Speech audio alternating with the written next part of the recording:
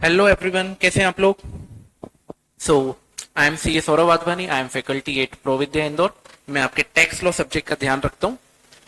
आज बेटा हमारा पेपर था टैक्स लॉस का। So for executive I will be discussing with you the paper analysis. हम कुछ पॉइंट्स पे बात करेंगे। हम ब्रॉडली बेटा कवर करने वाले हैं कि पेपर एग्जामिनर जो थे उन्होंने पेपर किस अकॉर्डिंग सेट करा, what were the important topics in the paper, what were the important areas, कौन से कवरेज, कौन से चैप्टर से कितना कवरेज था, पेपर का लेवल कैसा था और क्वेश्चंस किस टाइप के थे। हम ये बात करेंगे क्वेश्चन डायरेक्ट थे, इनडायरेक्ट थे, कितने क्वेश्चंस जो थे उसमें कॉम्प्लिकेशंस थी, कौन से स्ट्रेट अवे क्वेश्चंस पूछ लिए गए थे। तो लेट्स स्टार्ट विद दैट। सबसे पहले अगर आप देख सकते हैं तो we are discussing with tax direct वाला, डायरेक्ट टैक्स लॉ। आपके पास ये आपका सिलेबस है, दिस आर दी चैप्टर्स। आपके बुक में जब आप देखेंगे तो इस अकॉर्डिंग बाइफरकेशन किया है चैप्टर्स का। अगर मैं बात करूं चैप्टर 1 बेसिक कॉन्सेप्ट्स की, यहां पर आपके पास रेसिडेंशियल स्टेटस वाला क्वेश्चन आया था। कौन सा? Residential status. तो आप इसको ऐसा बोल सकते हो कि ये यहां पर है। बाय मिस्टेक वो चैप्टर 2 में मैंने लिख दिया, but it is the chapter 1। So this is residential status. 5 number का क्वेश्चन है। फिर आप देखो यहां पर income under the head salary 5 numbers का टोटल पूछा है। हाउस प्रॉपर्टी में 8 नंबर का पूछा है। पीजीपीपी 6 नंबर है। Capital gain 10 number. अच्छा, इसमें बेटा एक बात याद रखना, कैपिटल गेन की जब मैं बात कर रहा हूं यहां पे एनहांस कंपेंसेशन दिया है। जब भी हम एनहांस कंपेंसेशन पे इंटरेस्ट देखते हैं तो इंटरेस्ट कहां पे जाता है? इंटरेस्ट जाता है इनकम फ्रॉम अदर सोर्सेस में। तो क्वेश्चन ये एनहांस कंपेंसेशन था, but it will be taxable under the income from other sources. ये हम क्वेश्चन देखेंगे तब मैं आपको और बताता हूं। क्लबिंग प्रोविजन में से आपका 10 मार्क्स का था। डिडक्शन अंडर चैप्टर 6 से 8 marks. Total liability, total tax liability of various entity, it was 8 marks. And जो प्रोसीजरल था यहां पर तो गजब हो गया, 15 मार्क्स का क्वेश्चन। 15 मार्क्स के क्वेश्चन आए हैं टोटल, 5, 5 और 5। सो ब्रॉडली आपका देखा जाए तो डायरेक्ट टैक्स में इस तरीके से बाइफर्केशन है। अगर आप मेरे पॉइंट ऑफ व्यू से देखें तो जो प्रोसीजरल कंप्लायंस होता है इनकम टैक्स में वो थ्योरी पार्ट ज्यादा होता है, ओके, अंडरस्टैंडिंग का पार्ट होता है, बट उसमें प्रैक्टिकल अप्रोच एग्जामिनर का कम होता है और वो ज्यादा करके आपसे क्वेश्चन जो होते हैं वो डायरेक्ट प्रोविजंस पे आ जाते हैं, आपको सिर्फ याद रखना होता है। तो वहां पे ब्रॉडली 15 मार्क्स का बेटा कवर हुआ है। आप देखेंगे टोटल इनकम, तो टोटल इनकम का आप याद करिए, जो computation of total income and tax liability. यहां पर जो फर्स्ट वाला क्वेश्चन होता है वो आपका टोटल इनकम का होता है। उसमें मैं आपको भी बताऊंगा कि उसमें अलग अलग क्वेश्चन एक होता है, पर अलग अलग चीजें आपसे उसमें पूछी जाती है। तो उसमें ब्रॉडली उन्होंने क्लासिफाई करके 4 हेड में 4 तरीके से क्वेश्चंस को डिजाइन किया हुआ है। तो सबसे पहले हम बात करते हैं डायरेक्ट टैक्स की। तो अगर आप देखिए यहाँ पर पेपर, ये क्वेश्चन नंबर 1 है। देखिए क्या क्या दिया हुआ है। Mrs Ankita 50 years, resident individual, practising company secretary, उनका यहाँ पर रिसिप्ट एंड पेमेंट अकाउंट दिया है। अब 50 ईयर से ऐसे हमें ये पता पड़ जाएगा कि वो सीनियर है या नहीं है। अकॉर्डिंगली उसमें आप स्लैब रेट्स लगाएंगे। देखिए क्या क्या इनकम दी हुई है, सैलरी दी है, एक्सपेंस दिए, रेंट दिया हुआ है, हाउसिंग लोन दिया है, राइट, ये सारे पेमेंट है। लाइफ इंश्योरेंस है, motor car, medical, books, computer, provident fund, motor car, closing balance. तो अगर मैं इसको जल्दी से आपको बताऊं, इसकी पेमेंट को अगर पेमेंट सहित देख के, तो यहां पर देखिए बेटा सैलरी में कितना है, 21 लाख रुपए। ये किसको सैलरी है, दे रही है, इसको मिल रही है, पेमेंट है। और यहां पर अगर आप देखें तो इसके पास फी फॉर प्रोफेशनल सर्विस कितनी है, 50। तो यहां पे आपका एक पहला क्वेश्चन आएगा कि इसकी पीजीपीपी के अकॉर्डिंग इनकम बताइए। तो आप क्या करोगे, यहां से आप इसकी 50 लाख रुपीज की इनकम लोगे और जो एक्सपेंस रिलेटेड है आप उसको माइनस करोगे, इंक्लूडिंग डेप्रिसिएशन। आप देखेंगे अगर यहां पर क्वेश्चन में पूछा क्या है, compute the income chargeable under the house property, compute the total depreciation allowable as per income tax, profit and gains from business and profession. तो अगर इसकी मैं बात करूं तो आपका जो रिसिप्ट है वहां पे 50 लाख रुपीज का आपको अमाउंट दिया है, वो आपका रेवेन्यू होना चाहिए, रिसिप्ट होनी चाहिए। और जो पेमेंट साइड है वहां से आपको जो है जो इनकम में से उसको रेवेन्यू में से माइनस करना है। अगर मैं यहां पर देखूं तो मुझे आप एक बात बताओ, ये क्वेश्चन बेटा मैं इसलिए कॉम्प्रिहेंसिव डिस्कस कर रहा हूं क्योंकि इसमें गलती होने के चांसेस ज्यादा होते हैं। देखिए सैलरी माइनस होना चाहिए, एक्सपेंसेस माइनस होना चाहिए, ऑफिस का रेंट पेड है वो माइनस होना चाहिए, हाउसिंग लोन अगर रीपेड करा है इसको अभी हम छोड़ते हैं। अब यहां पर अगर आप देखें तो यहां बुक्स है, कंप्यूटर है, मोटर कार है, ये सारी चीजें यहाँ पर है, तो इन सब पे डेप्रिसिएशन भी जो लगेगा वो भी माइनस होगा। तो अगर आपने क्वेश्चन में ये सारी चीजों का ध्यान रखा है और अकॉर्डिंगली उसके इनकम को कंप्यूट करा है पीजीपीपी में, तो आपके चांसेस है कि क्वेश्चन सही होगा। बट यहाँ पे एक बात ध्यान रखना बेटा, motor car was put to use for both official and personal purpose, 1/5 of the motor car was use for the personal purpose. अब जब भी ऐसा होता है कि हम कोई भी असेट, कुछ पार्ट अगर हम उसका बिजनेस में यूज करते हैं, कुछ पार्ट पर्सनल यूज करते हैं, तो उसी रेशो में हम उसको लेंगे बिजनेस के लिए, उसी रेशो में उसका एक्सपेंस बिजनेस में बुक करेंगे जिस रेशो में हमने बिजनेस में यूज करा हुआ है। तो आप मुझे बताइए, अगर 1/5 पर्सनल था तो 4/5 जो होगा वो बिजनेस में आपका डेप्रिसिएशन ले लोगे आप। उसके बाद यहाँ पे एक क्वेश्चन दिया हुआ है सर, कौन सा, यहाँ पे दिया हुआ है हेड ऑफ हाउस प्रॉपर्टी। जल्दी से मुझे बताओ हाउस प्रॉपर्टी में कौन कौन सी चीजें हमें ध्यान रखनी पड़ती है। हम एक्चुअल रेंट देखते हैं, म्यूनिसिपल वैल्यू देखते हैं, फेयर वैल्यू देते हैं, एक्सपेक्टेड रेंट देखते हैं, और हम उस पर 30% of standard deduction and interest minus करते हैं। बोलो याद आ रहा है क्या? यहां पे अगर मैं बात करूं तो she occupies 50% of building for own residence. अब यहाँ पे एग्जामिनर ने आपको टेस्ट कहां पर करा है, यहाँ पे एग्जामिनर ने टेस्ट करा है 50% ऑफ द बिल्डिंग, यानी आप खुद के लिए 50% यूज कर रहे हो और बाकी जो आपने करा है उसको क्या कर दिया, लेट आउट।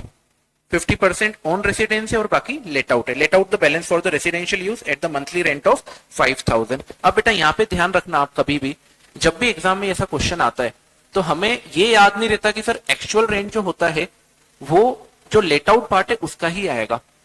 इसका मतलब अगर आपने रेंट को 5000 रुपीज के रेंट में, मंथली रेंट में उसको लेट आउट किया है, तो आप इसका कभी भी हाफ नहीं करोगे। क्यों? क्योंकि ये एक्चुअल रेंट है, राइट अगर आपने यहां पर भी इसको ध्यान रखा तो मोस्ट प्रोबेबल है कि आपका क्वेश्चन गलत जाने के चांस कम है। स्टैंडर्ड डिडक्शन 30% आपको लेना पड़ेगा, और इंटरेस्ट ऑन होम लोन आपको दिया हुआ है, यहाँ पे लेट आउट पोर्शन पे इंटरेस्ट ऑन होम लोन भी आपको लेना पड़ेगा। चलिए अब मैं एक बार अगर बात करूं, यहां पर आपको total allowable deduction under chapter 6 है। मुझे बताइए टोटल अलाउेबल डिडक्शन की अगर मैं बात करूं तो यहां पर क्या आपको पेमेंट साइड में medical insurance premium, life insurance premium, right ये दिख रहा है, ये आ जाएगा आपके डिडक्शंस में।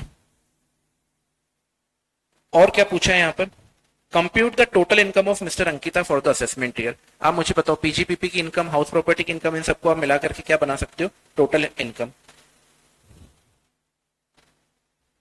ठीक है, तो ब्रॉडली इस क्वेश्चन में यही हमने जो टिपिकल जो टेक्निकल पॉइंट थे वो मैंने आपके साथ डिस्कस करे।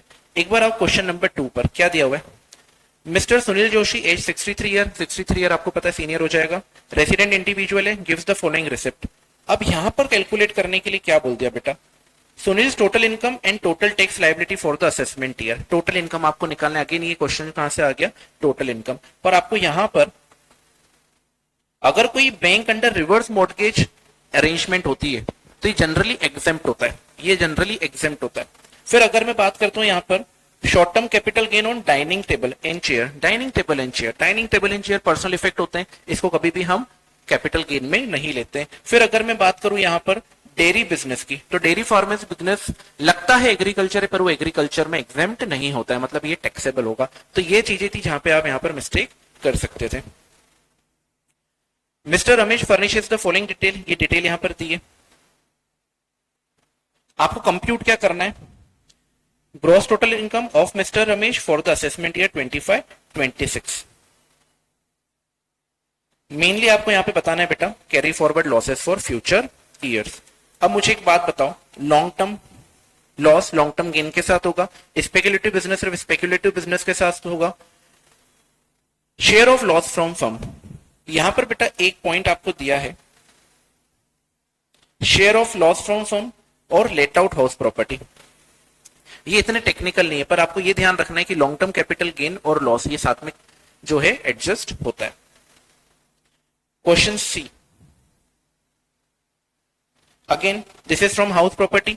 यहां पे एक पॉइंट जो मुझे लग रहा है जहां पे आपकी गलतियां हो सकती थी वो क्या है sir, during the financial year 24-25 1/3 of the house portion was let out for residential purpose. तो आपने सारी जो आपकी बेटा कैलकुलेशन होगी वो 1/3 की होगी, सारी कैलकुलेशन 1/3 की होगी, पर आपका जो एक्चुअल रेंट आएगा वो कौन सा आएगा, वो 1/3 नहीं आएगा। एक्चुअल रेंट जो होता है वो हमेशा लेट आउट पोर्शन पे आता है तो उसका कभी भी आप 1/3 नहीं करेंगे। फिर बात करते हैं हम यहाँ पर, ये सैलरी वाले चैप्टर से था। लीव एनकेशमेंट टैक्सेबल होगा, बेसिक पे टैक्सेबल होगा, डीएन अलाउंस टैक्सेबल होगा। Employ contribution to recognise provident fund, ये आपको देखना पड़ेगा 12% से ज्यादा है या नहीं है। अगर है तो टैक्सेबल होगा, अदरवाइज टैक्सेबल करने की उसको नीड नहीं है। यहाँ के दिए he also receive salary for the month of April 25 in advance. अब मुझे एक बात बताओ, सैलरी एडवांस हो चाहे एक्रू हो, जो जल्दी हो जाएगी, अर्लियर ऑफ एडवांस और रिसिप्ट। अब मुझे एक बात बताओ, सैलरी में बेटा जब भी हम टैक्स देखते हैं तो सैलरी में दो कंडीशन याद रखनी पड़ती है, सैलरी रिसीव कब हो रही है और एक्रू कब हो रही है। रिसीव पहले हो गई तो आप टैक्स पहले कर दोगे, और एक्रू पहले हो गई तो आप टैक्स पहले कर दोगे। मींस दोनों में से जो जल्दी होगा उस बेसिस पे आप इसको टैक्स करोगे। तो अगर आपको एडवांस में रिसीव हो जाएगी तो ये टैक्सेबल हो जाएगी। पर अगर आपको कोई प्रीवियस के प्रीवियस ईयर, मतलब आपको अगर कोई लास्ट ईयर की सैलरी इस साल मिल रही है तो बेटा वो लास्ट ईयर टैक्स हो चुकी होगी, क्योंकि एक्रूड बेसिस पे होता है, राइट। तो इस बार आप उसको टैक्स नहीं करोगे।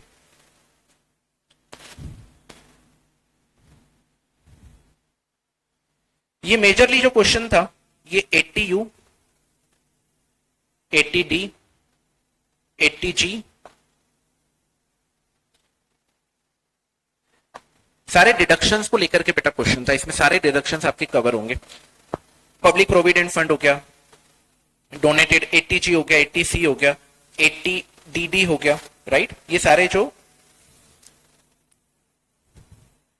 टैक्स में ओके सारी चीजें जो है बेटा ये डिडक्शंस, बेसिकली ये जो क्वेश्चन है वो किस पर बेस्ड है, डिडक्शन पे बेस्ड है। फिर बात करते हैं हम यहाँ पर, this is again a capital gain. यहाँ पर आप मुझे एक बात बताओ, कैपिटल गेन जब भी हम देखते हैं तो शेयर्स में बहुत सारी कैटेगरीज होती है, बोनस शेयर भी होता है, राइट शेयर भी होता है, और इन सब का आपको टैक्सेबिलिटी ध्यान में रखनी पड़ती है कि आप कॉस्ट क्या लोगे, बोनस शेयर का कॉस्ट क्या लोगे, राइट शेयर का कॉस्ट क्या लोगे। अगर आपको वो ध्यान था तो यहाँ पे इजीली आपने कैपिटल गेन निकाल दिया होगा। फिर हम बात करते हैं क्वेश्चन 4A की। This is the question which is based on return of income tax, return पे बेस्ड है। आपने एक प्रोविजन पढ़ा होगा कि आप जब भी रिवाइज रिटर्न फाइल करेंगे तो वो year and assessment year and के 3 महीने पहले तक आप उसको फाइल कर सकते हैं, यानी 31 मार्च तक, आप 31 दिसंबर तक आप उसको फाइल कर सकते हैं, राइट। ये उसी पे बेस्ड है, रिटर्न के प्रोविजंस पे बेस्ड है। This is the question which is based on clubbing of income. Clubbing है क्या, देखिए 2 माइनर चाइल्ड है, master A and master B, उनकी ये सारी इनकम दी है और आपसे पूछ लिया है कि इसको क्लब करो। ये इतना टफ नहीं, इजी क्वेश्चन है। Again, which are all person required to mandatory file the return of losses as per section 80 of income tax. Okay, तो नॉन फाइलिंग ऑफ रिटर्न पे बेस्ड है ये, और थ्योरी क्वेश्चन है। आपको अगर प्रोविजन याद है तो आप डायरेक्टली इसको लिख सकते हो, बहुत टेक्निकल इसमें कुछ भी नहीं है। Alternative question to question 4, question number 4, ये मैं जो बात कर रहा था बेटा एनहांस कंपेंसेशन की, आपको याद है मैंने अभी आपको बताया कि इंटरेस्ट ऑन एनहांस कंपेंसेशन जो होता है वो आईएफओएस में चार्ज होता है, राइट। तो इसको आप जो क्वेश्चन को करोगे, interest will be taken to IFOS, right. ये टीडीएस है, ओके, टीडीएस एंड टीसीएस पे बेस्ड है दोनों, वो ज्यादा टेक्निकल नहीं है। अगर आपने टीडीएस के प्रोविजन पढ़े तो आई थिंक कि आपसे हो जाना चाहिए था, बहुत टेक्निकल कुछ भी नहीं है। This is based on residential status. आपने पढ़ा होगा रेसिडेंशियल स्टेटस में हम कैसे डिटरमाइन करते हैं कौन सी इनकम किसके हाथ में टैक्स होगी। तो अगर वो नॉन रेसिडेंट है तो उसको सिर्फ 2 इनकम पर टैक्स देना पड़ेगा, रिसीव्ड और डीम टू रिसीव्ड, एक्रूड और deem to accrued in India. और अगर वो रेसिडेंट एंड ऑर्डिनरी तो उसकी वर्ल्ड वाइड इनकम टैक्सेबल हो जाएगी, इवन फॉरेन सोर्स इनकम भी टैक्सेबल हो जाएगी। और अगर वो रेसिडेंट है बट नॉट ऑर्डिनरी है तो रिसीव्ड, एक्रूड, ये वाले तो 2 कॉन्सेप्ट लगेंगे साथ में, बिजनेस जो इंडिया से कंट्रोल हो रहा है या फिर प्रोफेशनल सेटअप इंडिया, उस पर आपको टैक्स लगाना पड़ेगा। तो यहां पर आपको जो दिया था, मुझे बताइए, he receive salary of 7,50,000 and allowance of 2,40,000, किससे मिले बेटा, गवर्नमेंट ऑफ इंडिया से। तो हमने ये, अगर आपको ध्यान हो तो आपने पढ़ा होगा accrued and deem to accrued में, डीम टू एक्रूड वाले केस में, डीम टू एक्रूड में गवर्नमेंट ऑफ इंडिया अगर किसी भी एम्प्लॉय को सैलरी देती है, गवर्नमेंट ऑफ इंडिया अगर किसी भी एम्प्लॉय को सैलरी देती है, it is always taxable, doesn't matter कि वो कहां पर दी जा रही है। अगर वो एम्प्लॉय बाहर भी है इंडिया के तो भी वो सैलरी टैक्सेबल होगी। पर आपको ये यहाँ पे पता होना चाहिए कि उसको सैलरी मिल रही है 7,50,000 पर, अलाउंसेस मिल रहे हैं 2,40,000, राइट। तो यहाँ पे क्या अलाउंस टैक्सेबल होंगे कि सिर्फ सैलरी टैक्सेबल होगी? तो आंसर है सर सैलरी यहाँ पे टैक्सेबल होनी चाहिए। हेलो, चलिए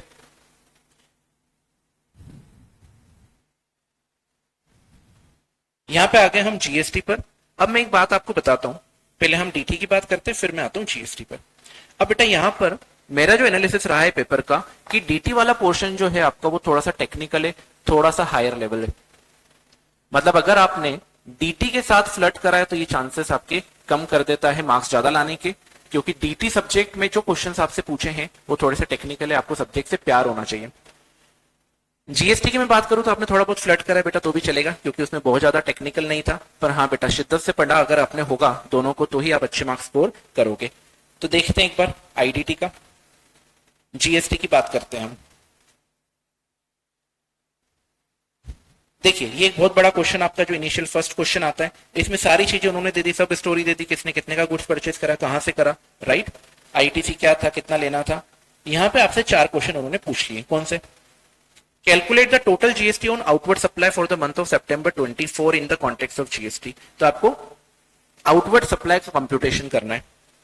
इनपुट टैक्स क्रेडिट का भी कंप्यूटेशन बोल दिया, नेट जीएसटी लायबिलिटी भी निकालने के लिए बोल दिया, और यूटिलाइजेशन आप कैसे करोगे जीएसटी रूल के हिसाब से। तो आपको याद आ रहा होगा, अगर यूटिलाइजेशन की बात करें तो हम सीक्वेंस में यूटिलाइजेशन करते हैं, right. There is a order for utilization. हम किसी को भी सीजीएसटी, एसजीएसटी, आईजीएसटी में हमें सीक्वेंस ऑर्डर में यूटिलाइजेशन करना पड़ता है, ये उसी के ऊपर है। फिर मैं बात करूं अगर यहाँ पे क्वेश्चन 6A की, तो this is on the place of supply. क्या डिटरमाइन करना है आपको? Place of supply. देखा जाए तो टेक्निकलिटी क्वेश्चन में कम थी, बहुत ज्यादा टफ नहीं बोलेंगे। अगर आपने इसको अच्छे से प्रोविजंस को समझा है तो आप इसको कर सकते थे। ये कस्टम है बेटा।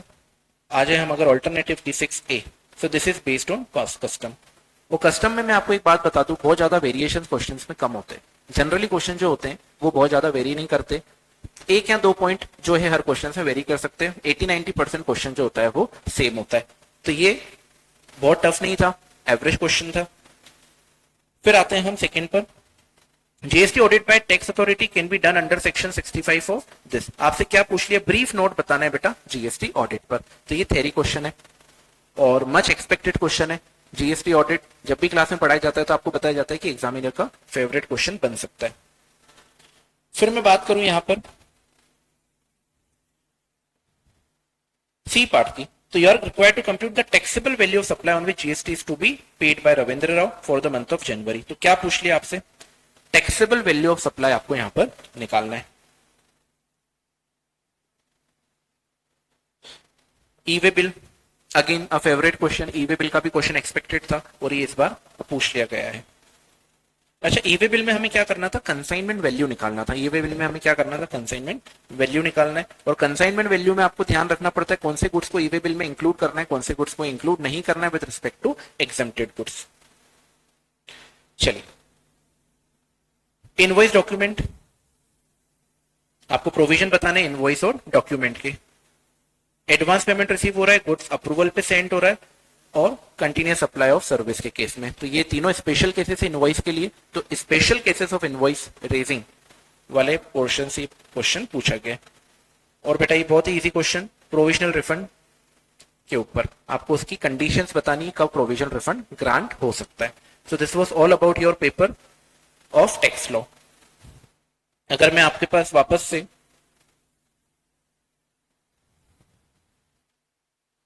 मार्क्स वाइज वेटेज लेकर के आऊं, तो मार्क्स वाइज वेटेज कैसे बनते हैं?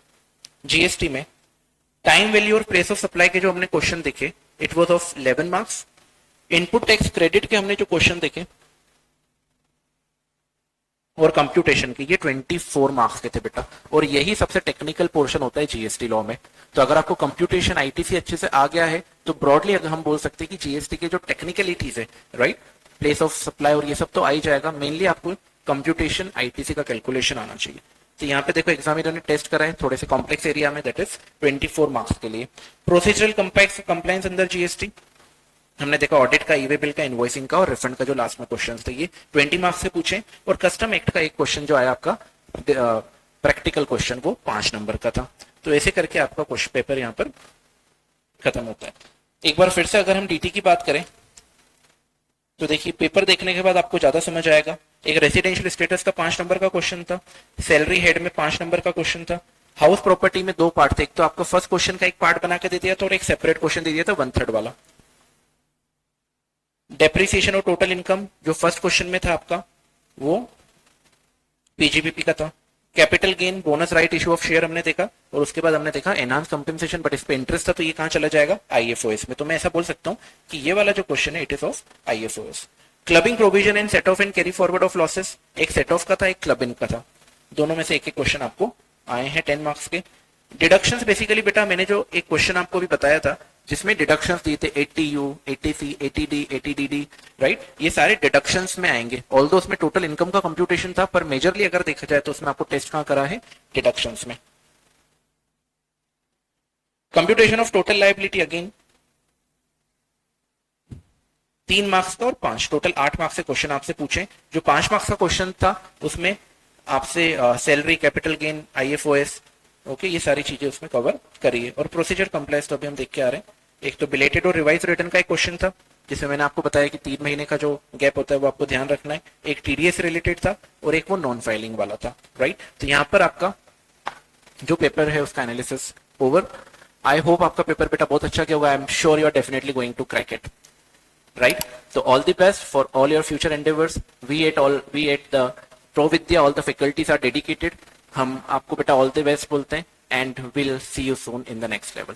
Thank you.